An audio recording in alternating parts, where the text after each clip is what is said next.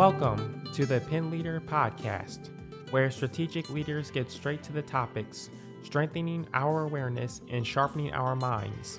The Pen Leader Podcast is produced by Roar, a production division of Mays & Associates Ltd. Find out more at www.maysassociatesltd.com. Now here is your award-winning host, Dr. Shanda Gore. Hello and welcome back to the Pen Leader Podcast.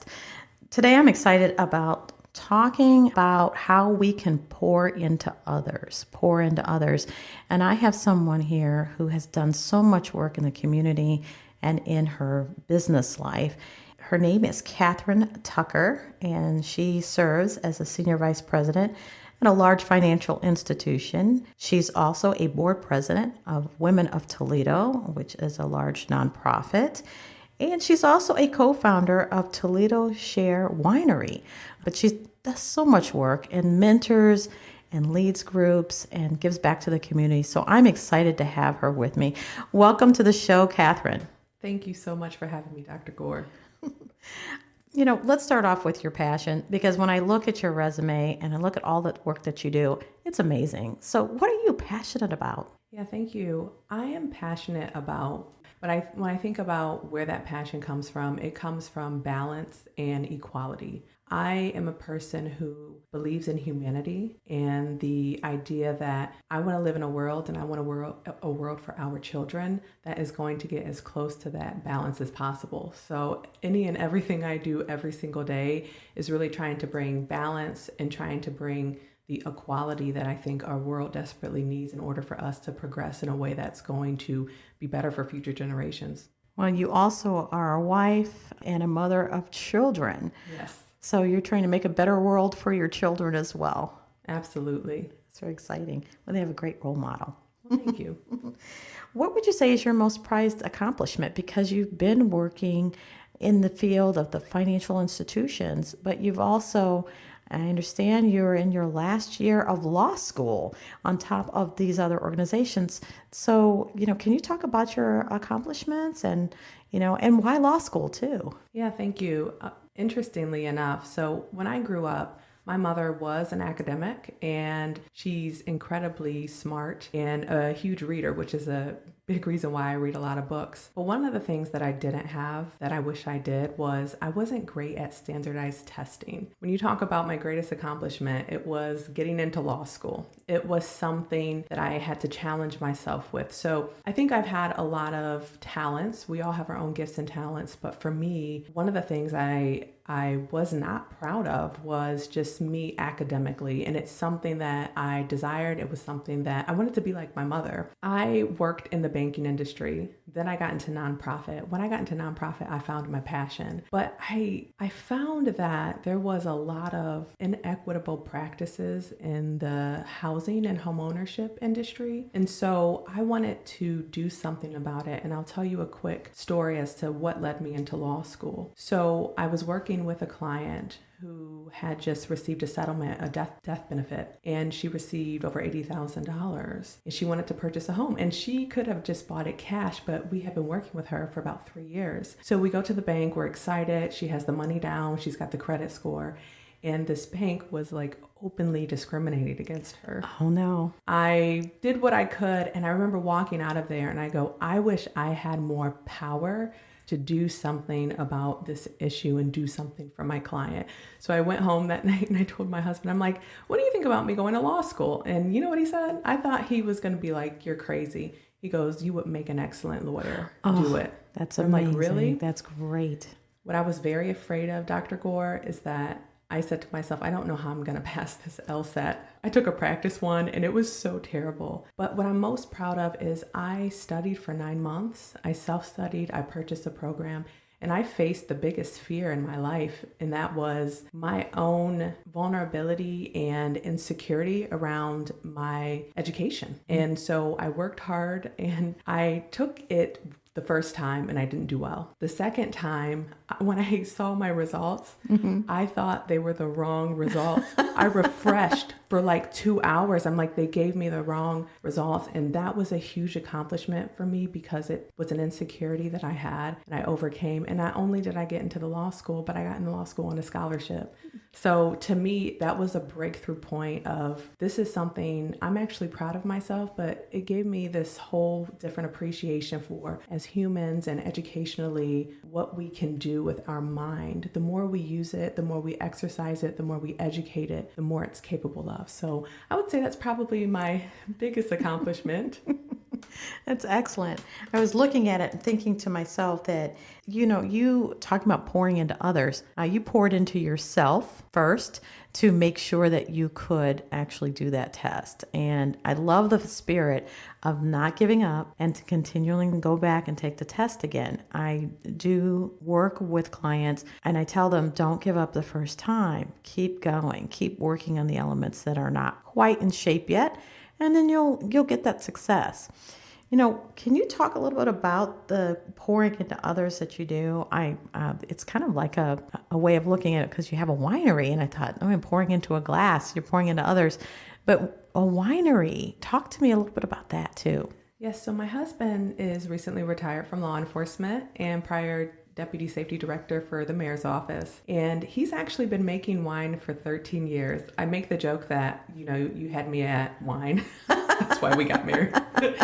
But I tried his wine when we first met and I was flabbergasted. I love wine. I wouldn't say I was a wine connoisseur, but I enjoyed a really great glass of wine. He's just been doing it as a hobby and he would make, hundreds of bottles at a time, and we would just give them away as gifts. So we started giving them away a little bit more, and people were coming back to us asking to buy the wine. We're like, well, we can't really sell it, but you can have a bottle. Mm-hmm. So there was this moment where I was at lunch with a UN representative, and as a gift, we brought her a bottle of wine, and she says, wow, I would love to take some of this wine home to my family in Korea. And I said to my husband, maybe we have something special here. Maybe we should make a business out of it. And I'm going to shout out Will and Angela Lucas because we had them over for a tasting and we had no label on it because we weren't thinking about selling it. And he says, don't ever give your bottle away without a label on it. You've got something here. So we just decided to go for it and start a business. And we've been doing some events and some tastings as we're navigating all of the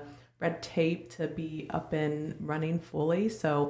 But the thing about our winery, Toledo Share, and our other line, Angel Share, is really the whole reason we did this. And you mentioned pouring into others. There's something about our wine that really just brings people together, and that is what we want. We want people to celebrate each other with a glass of our wine in their hand. We want to, when we're doing wine tastings, it's really about the experience and the friendships and the connections and the networking that you get to do. So that's the whole premise of our wine is how do we create memories, connections, one glass of wine at a time. I think that there is an opportunity there to think about how you're rooted in wine. You said your husband actually has been doing it for a number of years. I was looking up some statistics and I noticed that there's 11,000 wineries according to a winery page in the United States. And I was shocked at how many there were. But I think yours is uniquely different. I've been privileged to taste a little bit of it, and it's an amazing flavor. What do you think of the characteristics of starting a winery or starting a business like this? Well, one, I think you do have to have a good product, and anytime you're going to market with a product, it has to have something, in my opinion, if you want to stand out, you've got to have something that is going to a little different. My husband jokes, he says, I am actually not a wine drinker. And I think that is why his formula and his recipe is so excellent because he's not trying to make it taste like anything else. He experiments, he does different things. His process is very clean. So I think you have to have something to differentiate yourself. But I was speaking a couple of weeks ago and I gave these, 5 not so basic business basics. And the first one is storytelling. People are not going to buy a product. They're going to buy an experience. They're going to buy a story. They want to feel like they're involved. So I think when you're trying to go to market with your product or your service, you really have to think about how do I invite people into my world? How can they share it? And then how do you create a level of loyalty and engagement?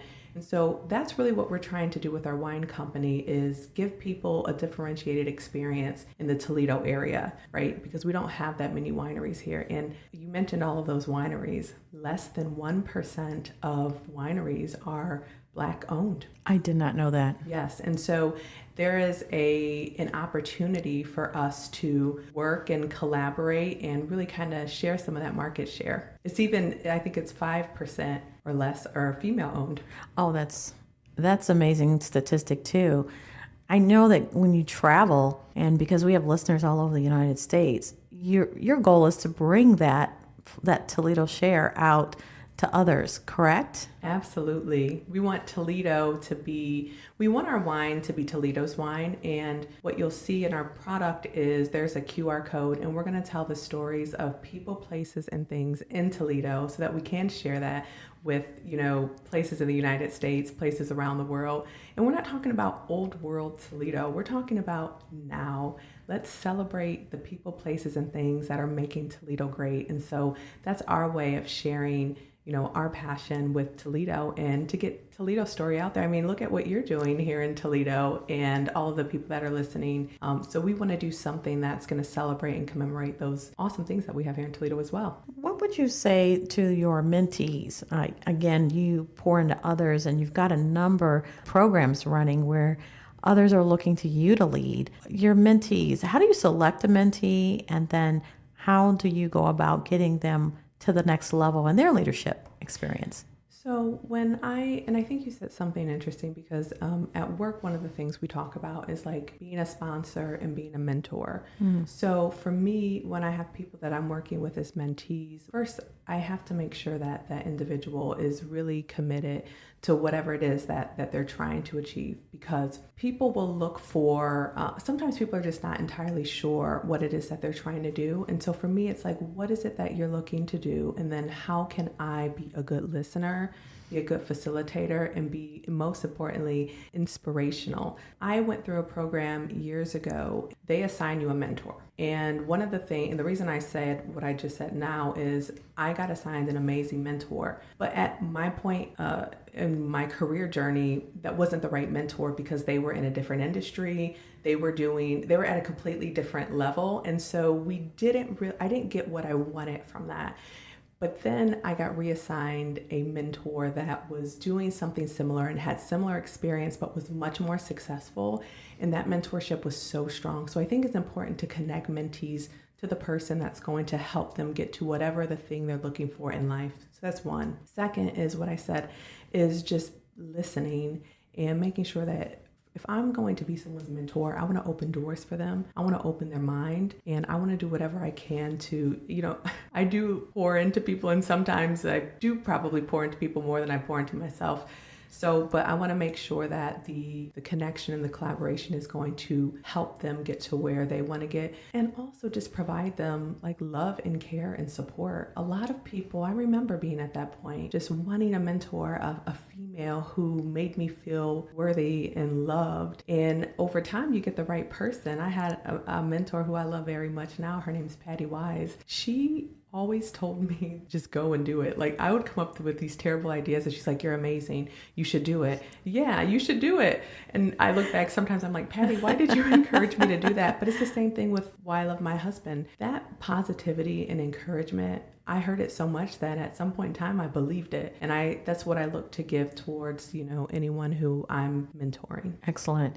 What would you suggest if someone is starting a journey? They're in a career right now. They are thinking about going back to school. What would you suggest that they do first? I would suggest that they really reflect on what it is that they want, and is it something they want, or is it something that they're feeling pressure on, or is it, in my opinion, an insecurity? And I'll tell you why. The first time I tried to go back to get my master's, it was out of insecurity, because I wanted to be educated, and I was not successful because I didn't have the heart for it. If you're going to go back and get a higher ed degree, it's not going to be easy. So you have to find what is it inside that you're passionate about and what do you want to do. So know who you are, know why you're doing it, and understand that timing is important. I could have never gone to law school 5 years ago. It wouldn't have worked because life hadn't hit me in order to ignite me to want this for the right reasons. Otherwise, you end up going and getting multiple degrees that you can't use or you won't use. So I would say take some time to self-reflect. What is it you want to do? Not what does everyone else think you should do. My mom wanted me to go to school to be a doctor and then a pharmacist and then a nurse. And I ended up getting a business degree and then soon I'll be a lawyer. And so you find what you want to do, and there's a degree in everything, and pursue that. But when you pursue it, you need to go all in and 100% and really understand that it's going to take grit. I am going back to school. I will tell you this, when I was studying for the LSAT, I had a 6-month-old. When I took the LSAT, I had a 1-year-old. When I was in law school, and I'll tell you this. So my first year of law school, I found out that I was pregnant. My second year of law school, I had my 4th child on the first day of school. My 3rd year of law school, my brother unexpectedly passed away at the age of 30. And 2 weeks ago, in my 4th year of law school, I just lost my father. I share that as inspiration because if you really want something, you got to have that grit and push through it. I see my end goal is I want to use my law degree to help people. It's not about working at a fancy law firm or having my own practice. I literally want my law degree to be the community's law degree. When they see me coming, they know that somebody's going to come correct to help them get whatever it is that they need. So think about what you want to do and pursue it because you know this, getting a doctorate degree, getting your master's degree, a law degree, an engineering degree, it is not for the weak. It's not for lighthearted, and it takes time. And I totally agree with you that 10-year gap, I had a 10-year gap between my master's and my doctoral start. And I was ready for that. That 10 years taught me so much and got me prepared. So I had that fire to get the work done because I also wanted to have that degree to make a difference, to be able to educate and move forward and help future leadership. So I totally agree with you. It does take, and I had little ones too, bouncing around. It's hard. It's commitment, and it's a whole community needs to come together. If I didn't have my husband and my mother at the time, she was determined to help. And so, yes, needing those secure blankets around you is so critically 100%. important. And so my last question is, because you are going, and I think you answered some of it already, but you've got this business that you're running. For those that are considering pursuing having, and I don't think it's fair to call it a side gig because that's more than what this is. This is a full-fledged business. Any advisement for anybody who's wanting to explore being a business owner? Absolutely. So all of the years I've worked in the bank, I've sat on the other side of the table where I'm advising businesses and helping businesses, but it is definitely different being on the other side. What I would say is you first need to start by having a very strong business plan. When we got into thinking about opening a wine company, what we thought would be a good idea. And then once we researched and started developing a plan, a lot of that was not really much of a great idea. And so a lot of times people start businesses because they're passionate about something.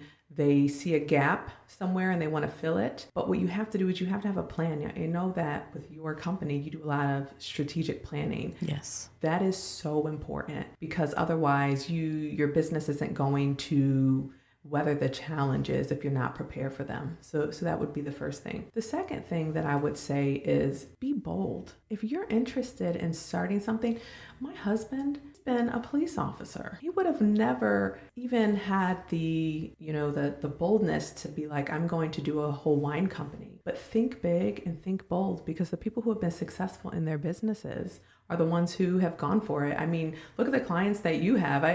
I'm sure you didn't get those big clients from just sitting around and like hoping that someone shows up. No, you went and you did your thing and you got them and you're doing big things. And so make sure you're very clear on your business plan. Make sure that you understand that big ideas take audacity. That was another thing I talked about in my speech in my keynote a couple of weeks ago, is have audacity. Go out and inbox the McBride sisters. Go out and say, hey, you know what? I want to get this client who lives in London. Go do it and have big dreams. Otherwise, there won't be as much reward if you're not shooting for the stars.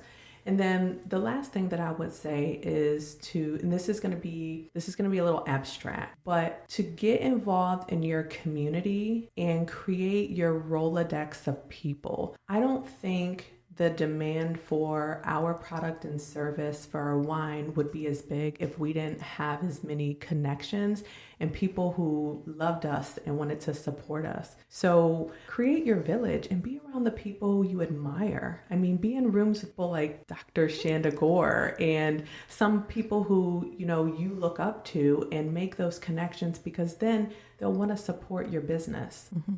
Well, that's true. I love your business, and I'm looking forward to upcoming events that you'll be having.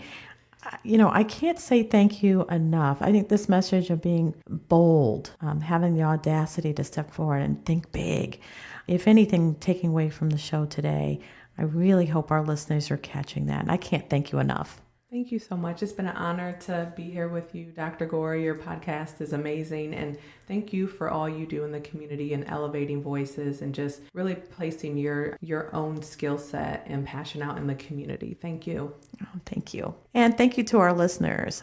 We appreciate all your feedback and your suggestions. Remember to like the show, subscribe, and definitely share it. So until next time. The Pen Leader podcast is hosted by Dr. Shanda Gore and brought to you by Mays & Associates Ltd, creating customized solutions for growth in the areas of leadership development, strategic planning, and culture building. Find out more at www.maysassociatesltd.com. Don't forget to subscribe to the Pen Leader podcast and share with others.